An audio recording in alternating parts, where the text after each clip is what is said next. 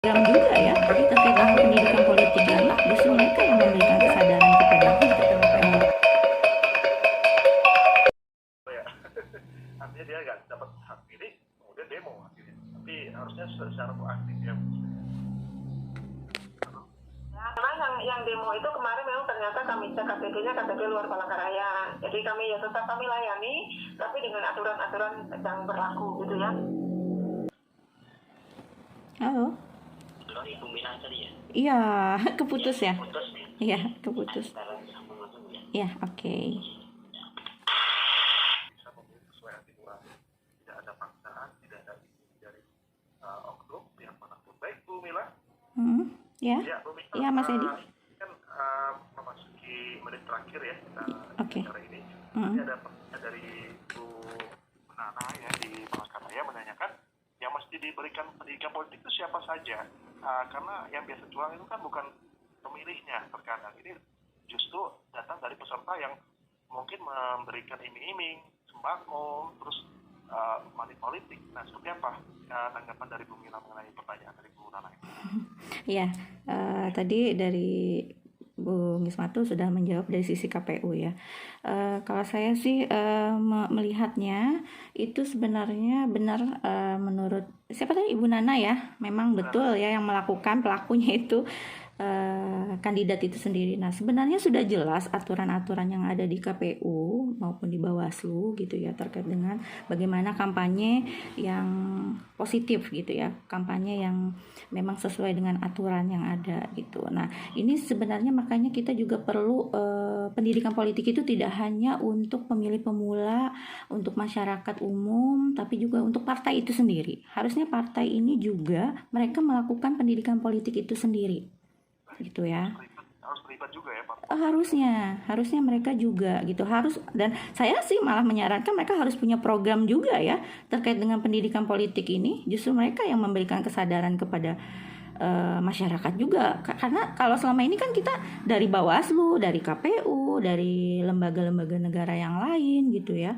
Nah, dari LSM bahkan gitu. Nah, kalau saya rasa sih harusnya kita arahkan memang partai itu sendiri yang memberikan pendidikan politik untuk masyarakat. Nah, mereka memiliki anggaran yang cukup juga ya? Iya. Bisa mengundang anggaran yang cukup, dan juga mereka memang juga kan sepengetahuan saya mereka juga dapat bantuan memang, dan partai-partai politik itu dari pemerintah ya, dana-dana APBD atau APBN dari pemerintah juga. Nah, kenapa nggak dimanfaatkan itu gitu loh?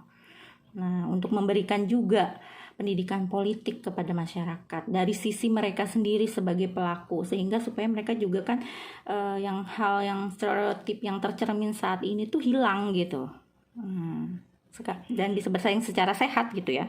Oh ya, gitu. Baik, Bu Mila, mungkin kesimpulannya Bu Mila seperti apa terkait dengan pembahasan kita yang sudah disampaikan dari awal sampai hari ini?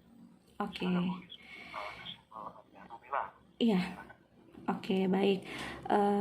Memang pendidikan politik ini penting ya untuk kita masyarakat, dari golongan manapun gitu ya, dari bawah sampai dengan golongan atas sebenarnya, tidak memandang, pokoknya untuk kita seluruh rakyat. Karena apa?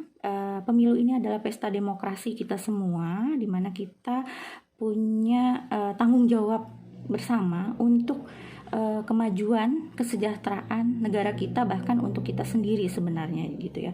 Jadi pilkada pemilu ini adalah harapan rakyat gitu, dimana harapan kita kan pilkada itu atau pemilu itu terjadi secara aman, damai gitu ya, demokratis. Nah, kita memaknai demokratis itu ya dengan melakukannya dengan hal-hal yang memang positif gitu ya. Nah, yang memang bisa membantu memberikan komitmen gitu untuk ya begitu. Informasi kan ya Mas ya, kalau kami kan memang arahnya memang sudah kita manfaatkan gitu ya, yang seperti saya bilang tadi, karena kita udah tahu tuh KPU, Bawaslu itu mereka sudah salah satu yang terbaik lah dalam segi pelayanan pemberian informasi gitu ya, golongannya informatif nih.